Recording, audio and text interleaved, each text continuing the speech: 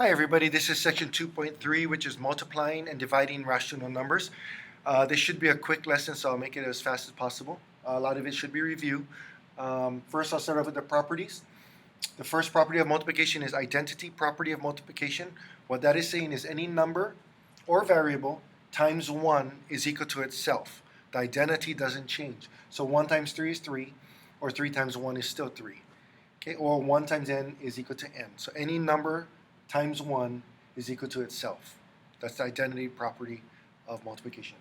The multiplication property of 0, you will see this later on when we start factoring, and I won't get into that, but you will be using this one again, multiplication property of 0.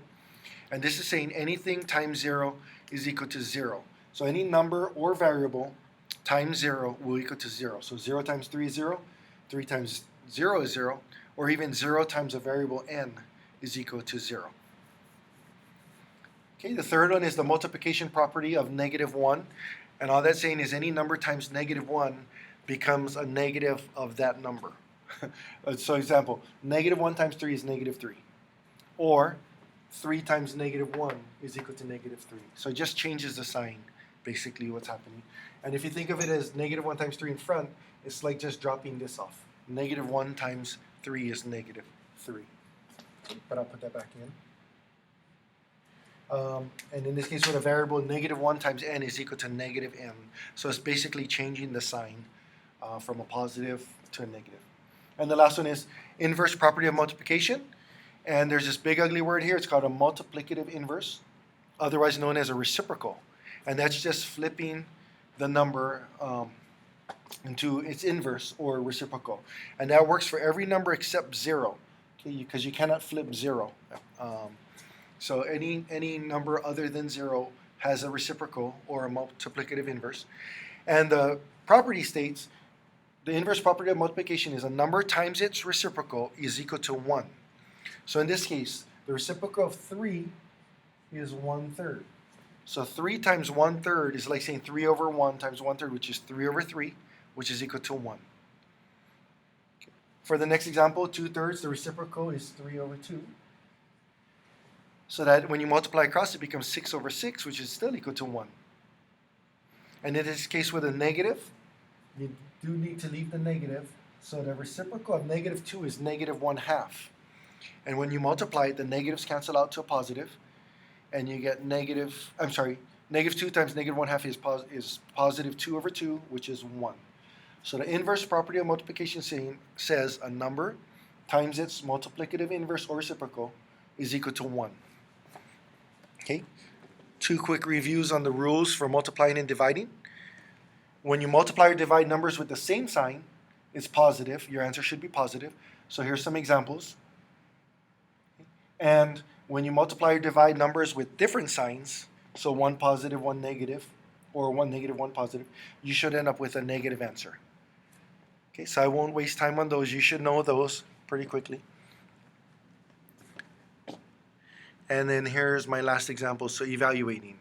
Evaluate -2xy for x equals -3 and y equals 4. When you do this, I would highly suggest using parentheses when you substitute a number in for a variable. So in this case, when you have -2xy here, when you substitute the -3 in for the x, make sure you put a -3 in parentheses and then put the 4 for the y. Okay. What it would look like if you didn't might look like this. And then if you put the 4 times the 4 here, if you're used to putting that way. And it looks like it's a subtraction. Okay, so make sure you put the parentheses. You can see it's a multiplication. Okay, so you just multiply. And in this case, -2 times -3, since they same sign, becomes 6 times 4, which is equal to 24. Okay, here's a tricky one with fractions.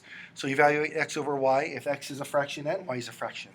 So if I wrote it, it would look like this: -3 over 4 all over -5 over 2. So it's like a fraction over a fraction.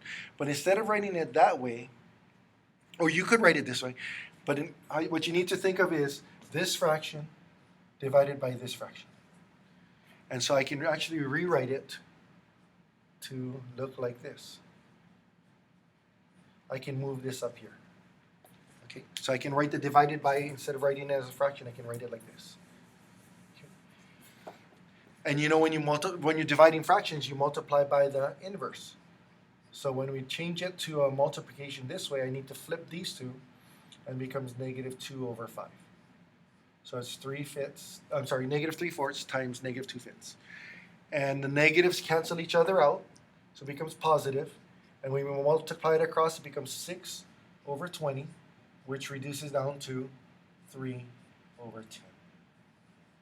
Okay, so when you see a problem like this in the future, don't put a fraction over a fraction. Rewrite it as a fraction divided by fraction. Then you can multiply it by the inverse. Okay, and then here's something that we'll just keep going. We'll keep coming back to this when we get to exponents as well. If you look at the negative 3 squared, the exponent is the 2, and the base in this case is only the 3. So only the 3 gets squared, not the negative. So if you were to write this out the long way, it'd be negative 3 times 3, because only the 3 gets squared, which is equal to negative 9.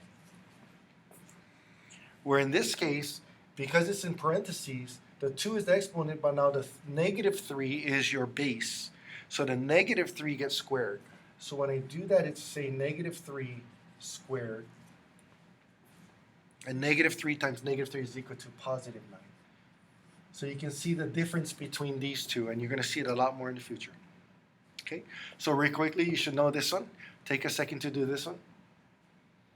And you should know it's negative 4 times 4 is equal to negative 16. And in this case, it would be negative 4 times negative 4, which is equal to positive 16. Okay. Go ahead and pause it and try this problem now on your own. And then when we come back, you can check your answer with mine. Okay. And so this is how I would do it. Negative 3 squared here becomes negative 9. And the negative 4 in parentheses squared becomes times 16. Okay. In PEMDAS, you needed to do this first. So negative 9. And then when I do this parentheses, times 16. Okay. And negative 9 times 16 is equal to negative 144. Okay. And take a second, try this one as well. Hit the pause. Evaluate x squared for x is equal to negative 5. Okay, go. And now you can check your answer. If it's x squared and I substitute the negative 5 in for the x squared like this, I would get, and according to this, negative 25. But if I thought of it this way as x squared being x times x, which that's what x squared is, and x is equal to negative 5, I should get negative 5 times negative 5 is equal to positive 25. Okay. So which one is wrong? Is it negative 25 or positive 25? And the answer is this one is wrong. This one is correct. And the reason why, when I talked to you about this over here, this example, I said to use parentheses when you substitute a number in for a variable. So you should have put parentheses if you're paying attention. And then the negative 5 in parentheses becomes positive 25. Okay, so be careful with these. We'll be covering these throughout the year. Hope this helps. Have a great day or great evening. Take care.